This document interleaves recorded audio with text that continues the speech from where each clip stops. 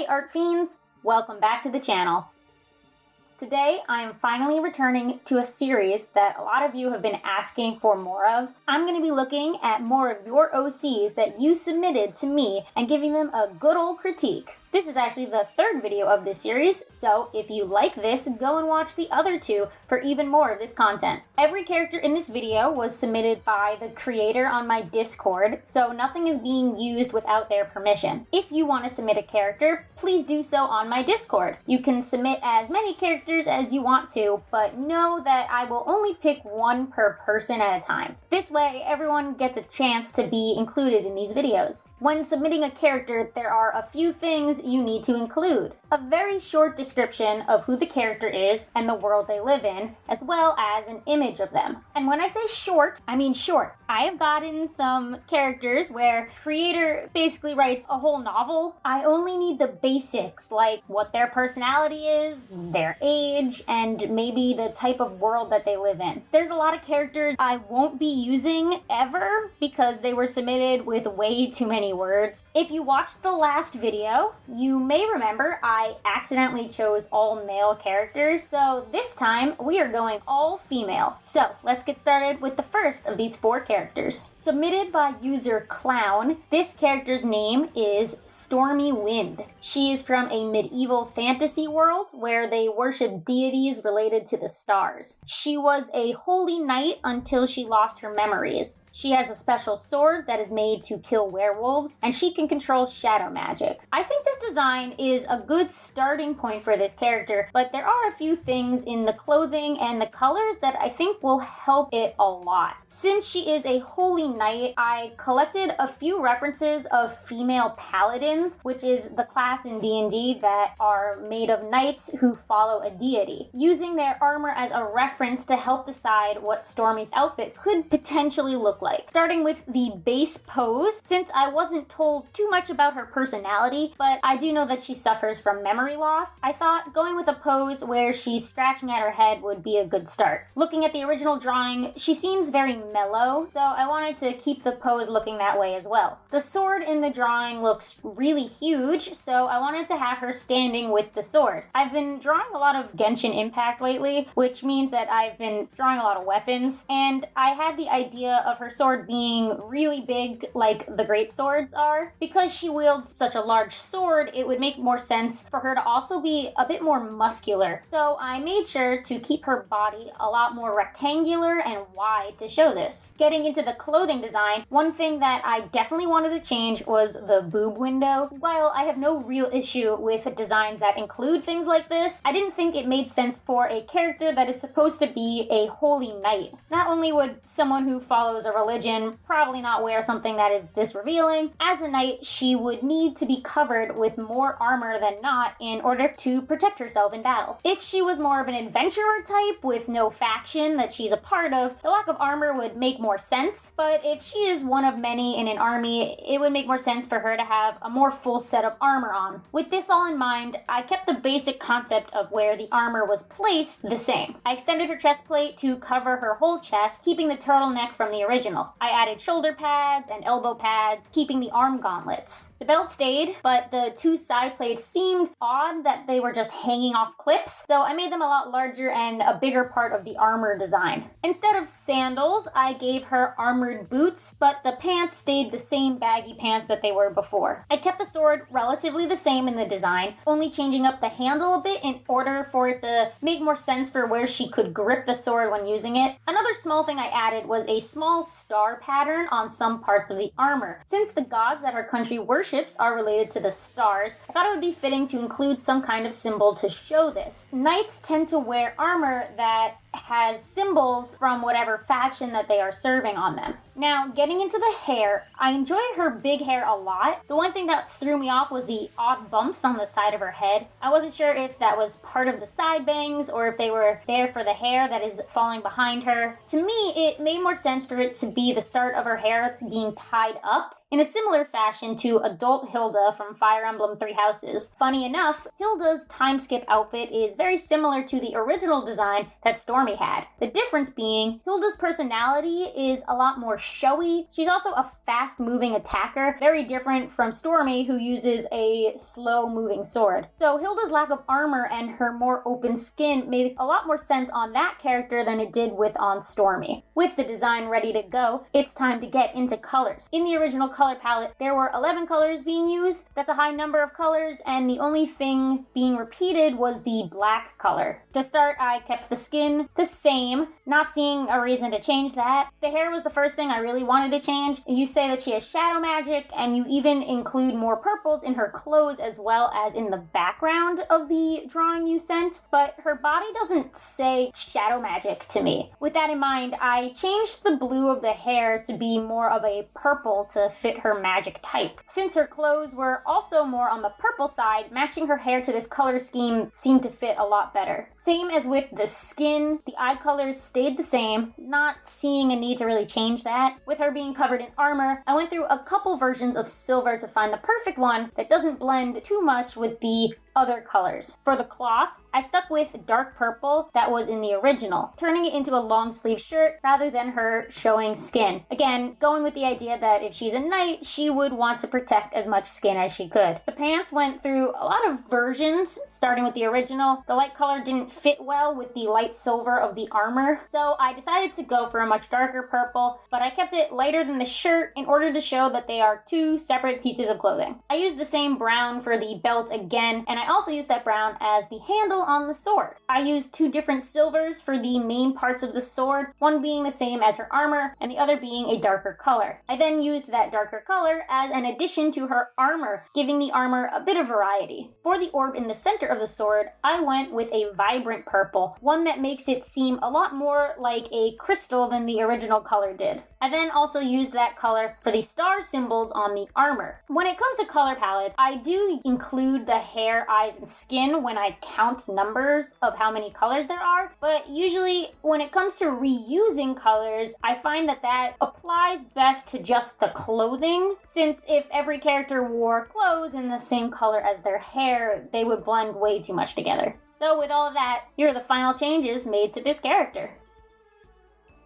Moving to the second lady of the video, this one was submitted by user Sour. Her name is Saki, and she lives in a village of psychics located in China that is hidden from the rest of the world. She is curious and adventurous, finding herself on a journey to save her family. She uses her ability to control two invisible hands to help her on the way. So I really enjoy this design a lot. I'm a big fan of the cartoon style, as well as how simplified she is. With that being said, there's a couple things I think could be improved upon in order to really make this character work. For reference images, I looked up some traditional Chinese dress fashion. The qipao, which is more modern dress and definitely what inspired Saki's current outfit, and the hanfu, which is a more traditional type of dress. Starting off with the pose, I wanted something that showed Saki's spunk and adventurous nature. I also wanted to include her ghost hands in some way, putting an emphasis on the motion of her hands so the ghost hands could reflect them. For the body, I kept her limbs long and thinner to reflect the original art style that Sour drew this character in. When drawing the large ghost hands, I had their motion reflect the same direction and motion that Saki's own hands are placed in. Onto the actual design, I liked her short hair a lot, so I stuck with it. The main thing I did was just exaggerate the shapes a lot more. Something that can really help with a very cartoony design or an art style is to really push your shapes. In this case, I made the bottom of the hair this exaggerated swoop with very prominent triangles as the main shape. It frames the head as well as make it a bit more interesting than just a generic bob cut. Moving on to the clothes, since she is on an adventure and is most definitely the type to get into fights, I didn't think the tightness of the qipao made sense for her outfit. So I went with the hanfu for inspiration instead. This way the dress is open and flowy, giving her a lot more room to move her legs around without constriction. Since I'm following the hanfu now, that also meant I changed up the design of the dress itself. I added the cross on the top as well as the fact that there are two layers to the skirt.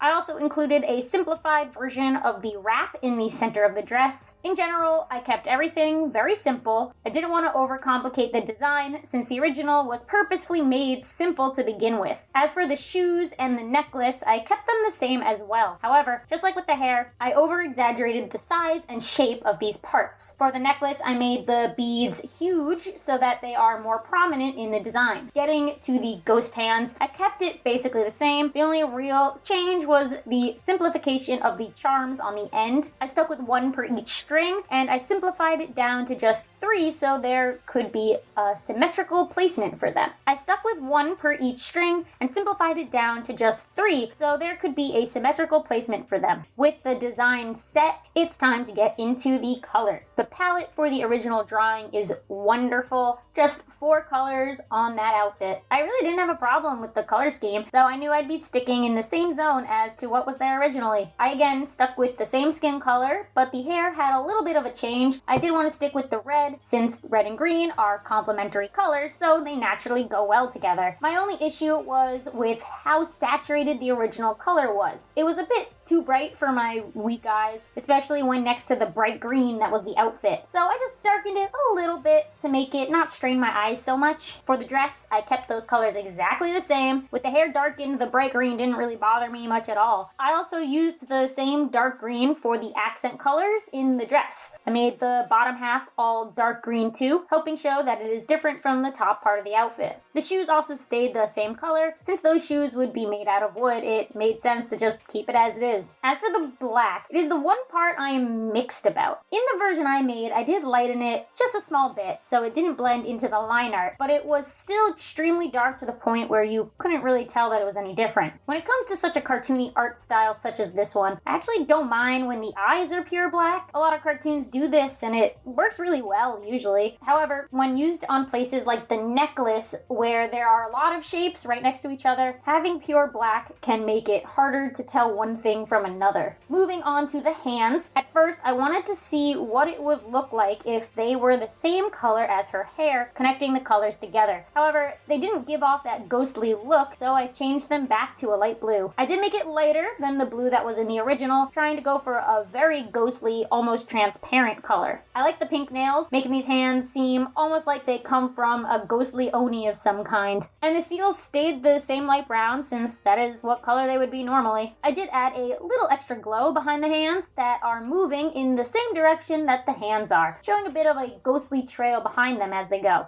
Alright, here we have the final version of the changes made to this character.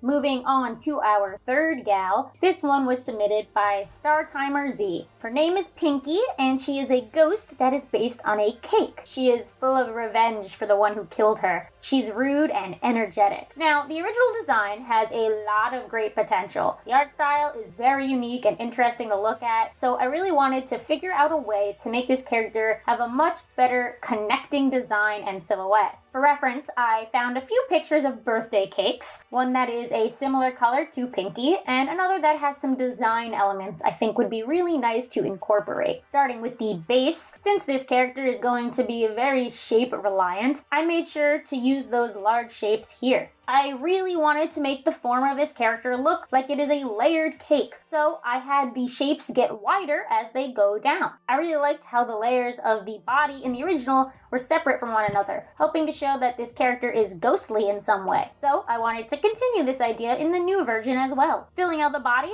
I kept the head shape close to that of the original, since I like its bean shape a lot. Moving to the chest and waist, I made both the shapes more cylindrical to show that tiered look I was going for. I continued the floating cylinders in the arms, also keeping the large hands that the original had, since those are always really fun to work with. As for the feet, I kept them simple. Though you can't see it at this angle, they would also be detached from the other body parts as well, floating on their own. All these floating limbs can be really fun to play with when going about posing this character in the future. The final thing before adding all the accessories would be the nose. At this point, I had an idea of including candles and dripping wax in different places in this design. So I thought a way to incorporate that very pointy nose in the original would be to make it a candle. Moving to the hair, the big curl is really fun, so I wanted to include it again, but I just over-exaggerated how much it curls. In a similar fashion to Wanda from The Fairly OddParents, the biggest thing in the original design that confused me was the thing on Pinky's head. I have no idea what it's supposed to be, so when doing my changes, I thought something that would make sense to be on the top of a cake would be a candle. So I turned whatever that hat was into a dripping candle instead. Moving to the body, I put these circles all around the edges of the different body parts. These are representing either sprinkles or those little pearl candies that are sometimes seen on cakes as well. I put only 3 layers of these circles, each one in a spot that divides the body parts. That way, if the body parts were to come together, there would be no overlapping pearls. That way, if the body parts were to come together, there would be no overlapping pearls. This idea came from the yellow frills seen on the original design. Moving to the arms and legs, there was already some type of glove on the original design, so to connect it to the rest of what was going on, I decided to make it also dripping wax instead. This way, every part of the design continues to be connected to the cake imagery. I wanted to incorporate that frosting layer that is seen on the bottom half of the original as well, so I drew some dripping frosting on both layers. Going into colors, the original palette did make a lot of sense for something that was cake. However, I wanted to figure out a way to use less colors. Since this character isn't human, connecting the colors of the hair to the body would make sense to really help unify this design. To begin, I made the base pink color a bit lighter than the bright pink it was before. Though bright colors can work for something that is a cake, I thought the original was a bit too dark for this birthday cake looking character we were going for. I then picked what would be the skin color.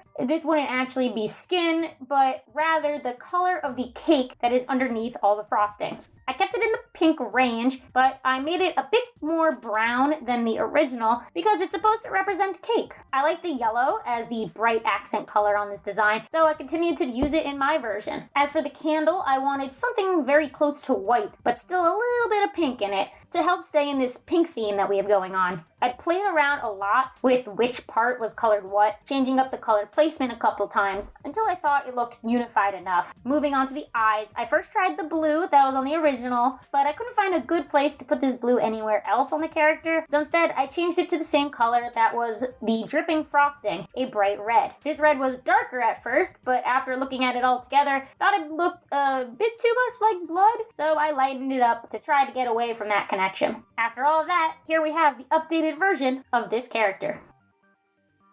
We've reached the last character of this video. This one was submitted by user Vendy the Cat. Her name is Vanessa Zoe, and she is a Danganronpa OC. She is the ultimate theater actor. She is half Czech, half Russian, and comes from a big family. She lost her eye when she was young, and that has made her very popular due to people's intrigue. So there isn't too much given about her personality, but looking at the drawing of her, she seems very mild-mannered. When thinking about how we can work on this design, I thought to use the Russian ballet as a reference for what her clothing could be. She is half Russian and she works in the theater, so this connection made a whole lot of sense to me. I also knew that I wanted to give that color palette a complete makeover. Once again, we have a character with a random rainbow pattern on their clothing. With all those colors in the socks, there are 18 total colors in this character. Not only is that so many, but I don't see a need for her to have something rainbow on her to begin with. Starting off with the pose, with little knowledge about her personality, I figured I'd just draw her straight on in a simple pose, similar to that of a Danganronpa sprite.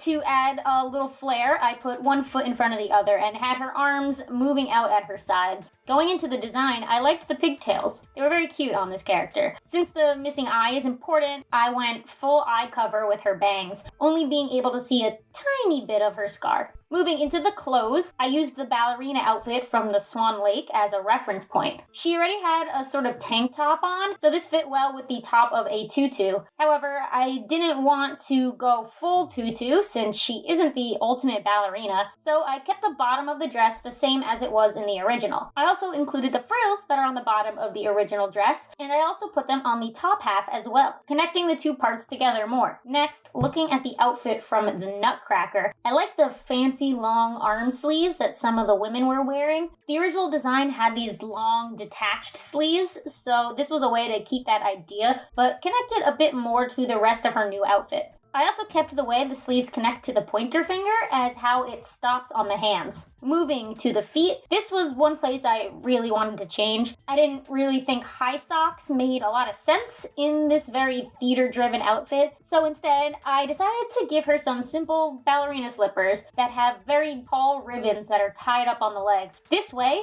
there can still be something going up her leg, but it connects a lot better with the overall design. The final thing was the hair piece. As you've probably noticed, I got rid of that mask that is on her head. Wearing masks like this are something that is attributed to Japanese culture and their theaters, not so much from the Czech Republic or Russia. Since she isn't from Japan or connected to that theater culture in any way, there was no reason for her to have that mask to begin with. However, I do enjoy the addition of the long ribbon on her back. It was a unique accessory that could fit well with everything else. So instead of tying it around her neck, I decided it would fit into her design more if the ribbons were what was tying up her pigtails. So I drew the bows behind the hair and the two long ribbons falling down behind her. Moving on to the colors, it was time for even more simplification. Starting off with the skin, I kept it the same. The hair started as the same shade as the original, but I do end up changing it. The hair started as the same shade as the original, but I do end up changing it a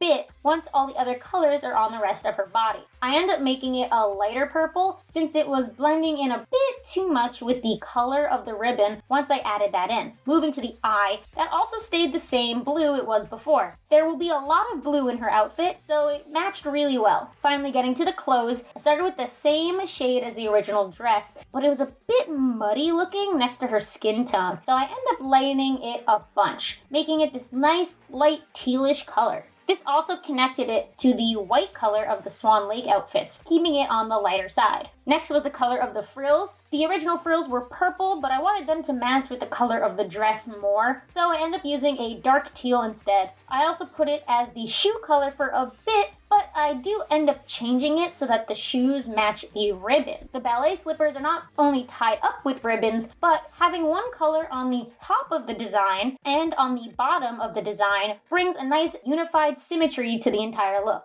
Finally moving to the ribbon color, I went through a couple different iterations of pink. Starting with the bright pink of the original, I ended up softening it a lot since the rest of her palette was very reliant on softer colors already. It also went a lot better with her hair color too. With that, we've knocked 10 colors off the total list, bringing us only to 8 colors in her entire palette.